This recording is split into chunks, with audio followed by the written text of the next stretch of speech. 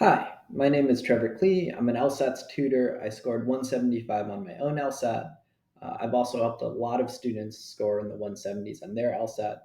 So I wanted to make this video to talk a little bit about, students who I've seen who failed to achieve their goal score and why that is. So there's really four types of students who I see fail to achieve their goal score. And so the first type of student that fails to achieve their goal score are usually students who just straight up don't do the work. Maybe they're too busy, maybe they're anxious and they don't like the idea of doing questions. Maybe work has them, running ragged. But the important thing is that they just don't put in the 10 to 15 hours a week. So they'll come to me and they say, "Oh, I'm stuck at 140." And I'll say, "How much work do you do?" And they'll say, "Oh, well, I do an hour here and there, or I study on the weekends." And usually I have to say, "Listen, that's just not enough. Like you either have to somehow carve out 10 to 15 hours a week and figure out how you're going to make that work and, get that studying in, or you're going to have to find, study for the LSAT another time." There's no way around it. It's a tough test. It's like 100 hours of studying. You either do the studying or you don't. So that's the first type of student. Second type of student is one who does the work but doesn't do the work the right way. So what do I mean by that? I mean, when I ask them what kind of work they're doing, they say, "Well, I've watched all these videos and I've read all these books." And I'll say, "Okay, but how much questions do you do?" And they'll say, "What?" And I say, like, "Are you doing questions? Are you doing practice tests?" And they are. And of course, they don't improve because, the LSAT is not a test that tests memorization. It's a test that tests your ability to do things, reading and logic under like timed circumstances. So, if you're not practicing the thing that the LSAT is about, there's no way you're going to improve on it.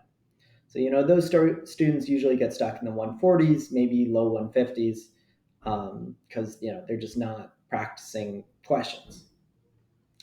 The third type of student is a student who practice questions but never thinks about them.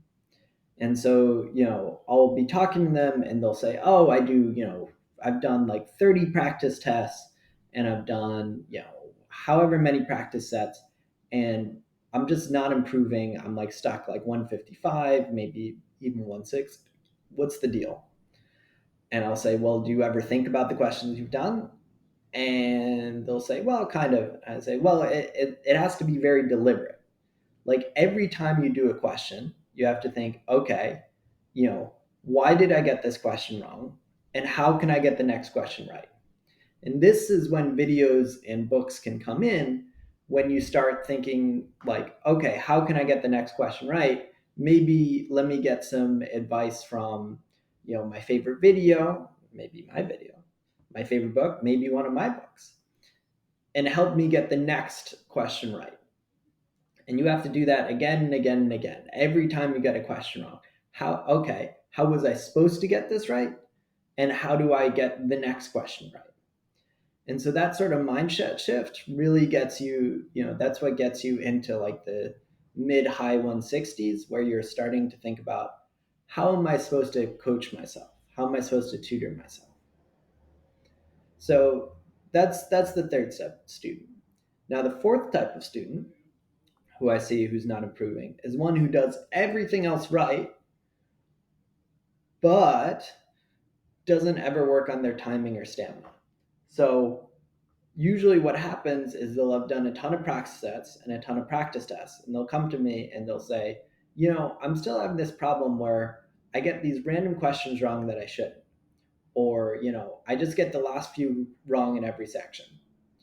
And I'll say, "Okay, have you ever worked on your timing?" And they'll say, "Well, I've done a ton of practice sets or a ton of practice tests." And I'll say, "Well, that's not really sufficient. You can't just do a ton of practice tests and expect that to, be enough for um, doing well in the LSAT. Instead, what you need to be doing is you need to be doing timed sets." And so what I mean by that is doing double sets. So for instance, if you're having trouble with reading comp, you need to be doing two reading comp sections back to back. You give yourself 70 minutes.